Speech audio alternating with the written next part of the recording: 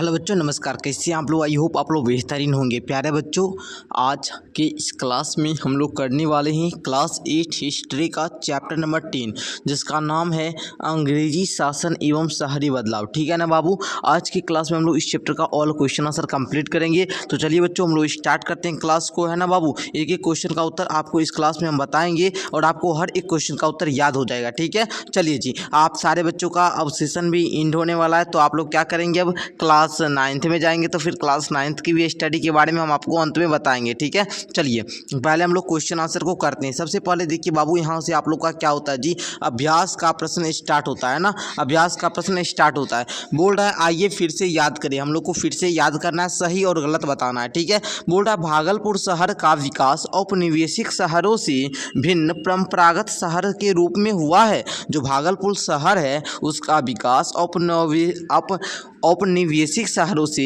भिन्न और परंपरागत शहरों के रूप में हुआ है। तो बताइए आप लोग क्या होगा, सही होगा या गलत? तो बच्चों जी, आप लोग क्या लिखिएगा? आप लोग लिखिएगा सही। ये बात सर बिल्कुल क्या है बाबू, सही है। आगे बढ़िए, आगे देखिए, मुस्लिम काल में भागलपुर शहर सूफी संस्कृति केंद्र नहीं था। तो ये बात गलत है। ओके, आगे देखिए तीसरा, 19वीं सदी में भागलपुर में बंगाली और मारवाड़ी समुदाय का आगमन हुआ।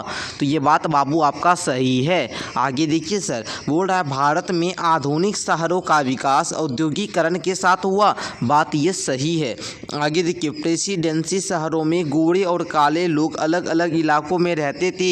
ये भी बात सही है। तो बच्चों इस प्रकार आप लोग सही और गलत वाला, ठीक है, सही और गलत वाला ये बात अच्छी तरीक़ा से आप लोग क्लियर कर लिए हैं। ओके, आगे अब आप लोग बढ़ जाइए बाबू। देखिएगा, बोल रहा है यहाँ पर क्या बोल रहा है, निम्नलिखित के जोड़े बनाना है। ठीक है, जैसे प्रेसिडेंसी शहर, इसको बम्बई कलकत्ता वाला मिला लीजिएगा मद्रास में। ओके, रेलवे शहर को बरेली जमालपुर। ओके, औद्योगिक शहर इसको कानपुर जमशेदपुर। इस प्रकार आपको मिलान करना था, तो आप लोगों ने मिलान भी कर लिया। ओके, आगे बढ़िए।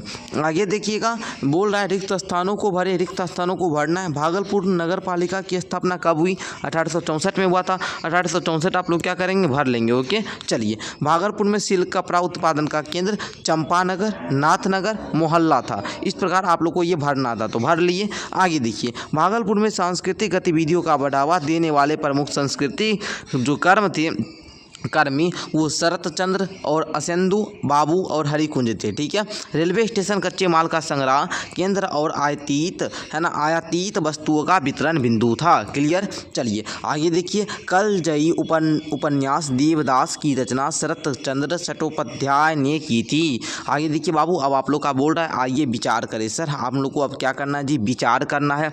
विचार करेंगे, हर एक क्वेश्चन का उत्तर हम लोग समझेंगे। शहरीकरण का क्या सा है, फर्स्ट क्वेश्चन आपका ये है, तो इसका उत्तर आप लोग क्या लिखेंगे बुआ, थोड़ा सा आप लोग समझिएगा। देखिए लिखेंगे उत्तर में, शहरीकरण एक ऐसी प्रक्रिया है जिसमें किसी क्षेत्र में शहरों का विकास और विस्तार होता है। जब किसी गांव या क्षेत्र में लोगों की आबादी बढ़ने लगती है, व्यापार और उद्योग विकसित हो जाते हैं ना, तो वह धीरे धीरे शहर बनने लगता है और इसको हम लोग क्या बोलते हैं, शहरीकरण बोलते हैं। उसको हम लोग क्या बोलते हैं, शहरीकरण। आप लोग समझे शहरीकरण क्या है बाबू? जब कोई शहर है, कोई क्षेत्र है, उसमें शहरों का अगर विकास हो जाएगा, शहर का यदि विस्तार होने लगेगा, तो फिर हम लोग उसको क्या बोलेंगे बाबू, तो फिर हम लोग आबादी अगर बढ़ने लगेगा उस क्षेत्र का, तो फिर हम लोग उसको शहरीकरण बोलेंगे। शहरीकरण का अगर कारण पूछेगा ना, तो आप बताइएगा शहरीकरण का कारण है औद्योगिकरण, व्यापार का विस्तार, शिक्षा स्वास्थ्य सुविधाओं का विकास, परिवहन व संचार, मतलब वहाँ पर अच्छे तरीक़ा से सारा कुछ वहाँ पर उपलब्ध हो जाएगा ना, तो वो शहरीकरण हो गया। ठीक है, चलिए आगे दूसरा क्वेश्चन बोल रहा है, 18वीं सदी की में अन्य शहरी केंद्रों के विकास की प्रक्रिया पर प्रकाश डाले। लिखेंगे मुगल कालीन शहरों के साथ साथ 18वीं शताब्दी में कई नए शहरी केंद्र विकसित हुए। जैसे में मुगल साम्राज्य के पतन होने के बाद स्थानीय शासकों और यूरोपीय व्यापारिक कंपनियों ने नए शहर का क्या किया, नए शहर को बसाया। लखनऊ, हैदराबाद, है ना, सेरिंगपट्टनम, पुणे, नागपुर, बड़ौदा आदि नवीन शासकीय केंद्रों के बीच शहरी केंद्र स्थापित हो गए थे। ठीक है बाबू, तो इस प्रकार आप लोग लिख लेंगे ना यहाँ तक। चलिए तो आगे बढ़ते हैं सर हम लोग। आगे देखिए, ग्रामीण एवं शहरी अर्थव्यवस्था में आपको अंतर स्पष्ट करना है, तो इसको आप लोग इस प्रकार पहले कॉलम बना लीजिएगा। इधर ग्रामीण दे दीजिएगा, इधर शहरी दे दीजिएगा। अंतर जब भी लिखने के लिए बोलता है ना, तो हम लोग कॉलम बनाकर लिखते हैं ताकि आपको फुल में फुल मार्क्स मिले। ठीक है ना, मतलब कोई भी शिक्षक अंतर लिखने के लिए बोलेगा ना, तो इस प्रकार कॉलम बना लिखिएगा ना, तो टीचर को वेस्ट लगता है, नहीं बच्चा में कुछ क्वालिटी है। ठीक है ना, चलिए ग्रामीण और शहरी अर्थव्यवस्था में काफ़ी अंतर है। जैसे गाँव की अर्थव्यवस्था जो होती है मुख्यतः कृषि पर, इधर इस प्रकार कॉलम बनाए, फर्स्ट में लिखेंगे गाँव की जो अर्थव्यवस्था होती है कृषि पर निर्भर होती है, ठीक है ना। लेकिन वहाँ पर क्या खेती होता है, छोटे दुकानदार है ना, दुकान वगैरह होता है, पशुपालन होता है, ठीक है ना, तो ये सब होता है। लेकिन शहरी अर्थव्यवस्था में देखेंगे विविध गतिविधि आधारित होता है। जैसे व्यापार कोई करेगा, कोई कारखाना खोलेगा, कोई सेवा क्षेत्र में आएगा, कोई क्या दफ्तर में है ना, शहरों में व्यापारी होगा, उद्योगपति, नौकरशाही, ये सब लोग वहाँ पर पेशेवर होते हैं, ठीक है। चलिए अब देखिए आप लोग आगे 4 नंबर क्वेश्चन, भागलपुर शहर एक व्यवसायिक है ना एवं सांस्कृतिक नगर था कैसे। भागलपुर जो शहर है एक ना वो व्यवसायिक एवं सांस्कृतिक नगर था कैसे, लिखेंगे उत्तर में होगा भागलपुर शहर बिहार का एक प्रमुख व्यवसायिक एवं सांस्कृतिक केंद्र रहा है। यह शहर गंगा नदी के तट पर स्थित है और रेलवे मार्ग से जुड़ा है, जिससे यहाँ व्यापार और आवागमन सुगम रहा। भागलपुर शहर के घने मोहल्लों में व्यापार, शिल्पकार, ओके, फिर कारीगर, जुलाई, बुनकर और मजदूर समेत विभिन्न वर्गों के साथ निवास करते हैं। यहाँ तक भी लिख दीजिएगा तो पूरा नंबर मिल जाएगा, ओके। चलिए अच्छा और एक और भी लिखिएगा, एक बात और लिखना, विशेष रूप से रेशमी, यहाँ से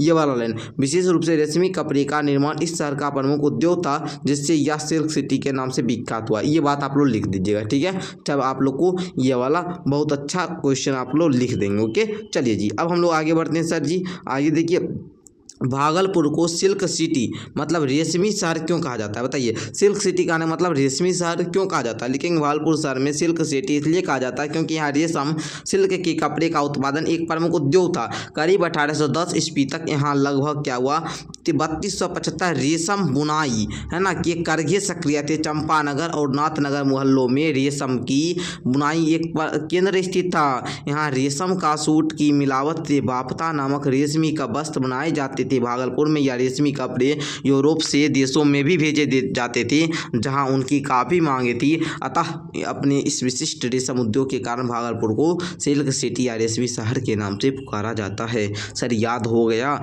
यस गुरुजी याद हो गया, ओके। चलिए बच्चों यदि आप लोग क्लास 9th में हमसे पढ़ना चाहते हैं, पूरा ऑल सब्जेक्ट आप लोग को हम पढ़ाएंगे, पूरा आप लोग को डिजिटल जैसे कोचिंग में पढ़ाई होती है ना, आप लोग कोचिंग वगैरह गाँव में पढ़े होंगे तो बाबू वहाँ पर जैसे पढ़ाई होता है, तो हर एक क्वेश्चन को मैं वो अच्छे तरीक़ा से एक्सप्लेन करके ऐप पर क्लास दूंगा, ठीक है। ऐप जो होता है ना बाबू, जैसे यूट्यूब वगैरह एप्लीकेशन हुआ जहाँ पर क्लास को देख रहे हैं, इस प्रकार SVM क्लासेस का भी ऐप है। वहाँ पर यदि स्टडी करना चाहते हैं तो आप लोग को 1 साल है ना 1 साल पढ़ाया जाएगा ओनली 499 में, ठीक है। अगर आप लोग पढ़ना चाहते हैं तो बाबू मैं अपना यहाँ पर नंबर दे रहा हूँ, जो बच्चे पढ़ना चाहेंगे वो बच्चे कॉल वगैरह करके जानकारी ले सकते हैं, ठीक है। चलिए मैं अपना यहाँ पर नंबर दे दिया हूँ 7488600620, ठीक है। अगर आप लोग जुड़ना चाहें तो जुड़ सकते हैं, ऐसे आप लोगों को कोई प्रेशर नहीं है, ठीक है। फी बता दिया मैंने 499, ये 1 साल का फी है, मतलब 1 ईयर आपको पढ़ाया जाएगा मात्र इस 499 में, ठीक है। चलिए आप लोग जान जाइए बाबू, 1 साल में 365 दिन होता है, 499 में पूरा सिलेबस पढ़ाया जाएगा, पूरा सिलेबस, ओके, क्लास 9th का। देख लीजिए इसको, शहरों के सामाजिक परिवेश को समझाना है तो लिखेंगे शहरों में विविध व्यवसाय जाति के लोग निवास करते हैं, जिसमें एक विविधतापूर्ण सामाजिक परिवेश। चलिए तो इस प्रकार लिख लेंगे आप लोग। चलिए शहरी समाज जो होता है बाबू 3 प्रमुख भागों में विभाजित होता है, उच्च वर्ग, मध्यम वर्ग, निम्न वर्ग, ठीक है। इस प्रकार 3 भागों में विभाजित होता है। उच्च वर्ग में क्या होते हैं बउआ, अमीर, व्यापारी, सरकारी अधिकारी और राजनीतिज्ञ आते हैं। ये आलसीन महलों और भव्य इमारतों में निवास करते हैं। मध्यम वर्ग में सरकारी कर्मचारी, छोटे व्यापारी आदि होते हैं। निम्न वर्ग में कौन आते हैं जी, मजदूर वगैरह आते हैं, है ना। तो ये सब आपको याद ही होगा ना, नौकर चाकर, अन्य गरीब लोग आते हैं जो झुग्गियों और क्या वासों में कठिन परिस्थितियों में जीवन यापन करते हैं, ठीक है बाबू।